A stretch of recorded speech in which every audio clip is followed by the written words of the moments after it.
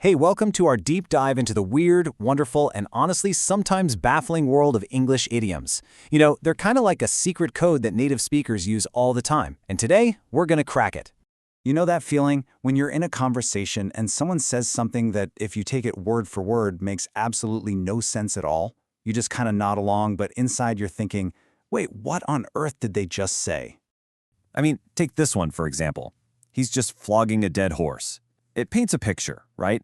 A pretty grim one, and definitely confusing. What does that actually mean? And more importantly, why would anyone ever say it? This is exactly the kind of puzzle we're going to solve today. So these little puzzles, they have a name, idioms. And the key theme to get is that they're fixed expressions where the meaning isn't literal at all. You just can't guess what they mean from the individual words. Like the example here, to put your foot in it has nothing to do with your feet. It's about that cringy moment when you accidentally say something that upsets or embarrasses someone, and that non-literal meaning, that's the whole secret. Right, so that immediately begs the question. If these phrases aren't meant to be taken literally, where in the world did they come from? To figure that out, we kind of have to put on our detective hats and do a little digging into the past. And you know where a ton of them come from? A really specific place, the sea. For hundreds of years, Britain was this huge naval power, and the language that sailors used on those old wooden ships, well, that language washed ashore and just soaked right into everyday English. And what's so cool is how familiar these phrases are, even if we never think about where they came from. When a company is on the rocks, it's in big trouble, just like a ship about to smash on the rocks. A really strict boss might run a tight ship, which used to mean keeping all the ropes on the vessel taut and secure. We give a wide berth to people we're trying to avoid. See, they're all echoes from the great age of sail.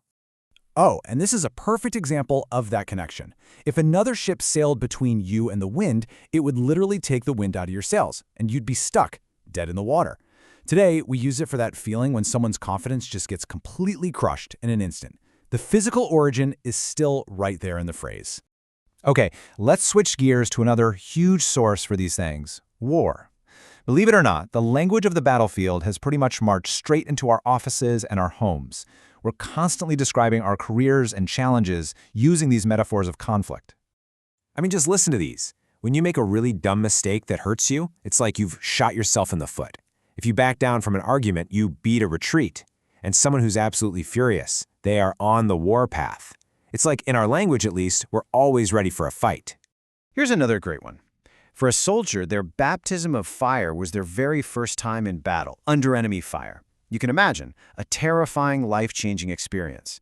Now we use it for any tough introduction, like a really difficult first day at a new job. Okay, but it's not all from anonymous groups like sailors and soldiers. A huge number of them, well, they were actually made up by one guy, a writer so influential that we are still quoting him every single day, probably without even realizing it, William Shakespeare. Listen to this. From his play Othello, Shakespeare needed a powerful way to describe jealousy. So he gave it a physical form, a personality. He called it the green-eyed monster. And that phrase was so perfect, so memorable, it's been a part of English for over 400 years. And believe me, the list just goes on and on. Ever sent someone on a pointless task? That's a wild goose chase from Romeo and Juliet. Something happens super fast. It's in the twinkling of an eye from The Merchant of Venice. Got a teenager with a huge appetite? They've eaten me out of house and home. Yep, that's Shakespeare too. All right, so we've seen these epic origins in history and literature. But the truth is, idioms are also part of much simpler, everyday speech patterns.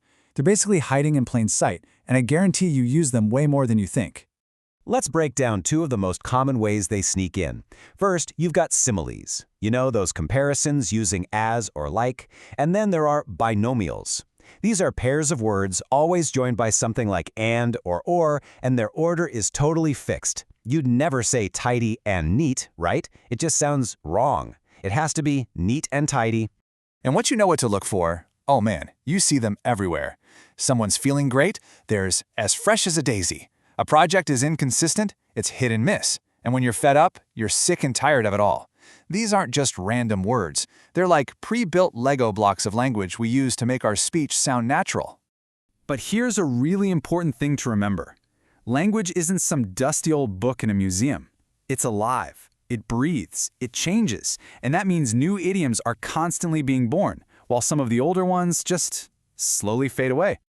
So for instance, you're probably not going to hear someone say, a person with good posture is as stiff as a ramrod anymore. It just sounds, well, old-fashioned.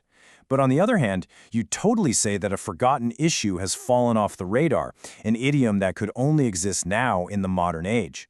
And that's exactly where new idioms are born. They just kind of bubble up from our shared culture. You know, from unforgettable TV shows, catchy ad slogans, political sound bites, and of course, from the world of technology that shapes so much of how we talk. Think about it. Describing someone awful as the neighbors from hell, or when a product is simple and effective, it does exactly what it says on the tin, that came from an ad campaign. These are all pretty new, but they've become instantly understood by almost everyone. And this slide shows just how deep this stuff runs in our culture. Newspaper editors and advertisers love playing with idioms. They're counting on us to know the original phrase so we get the joke.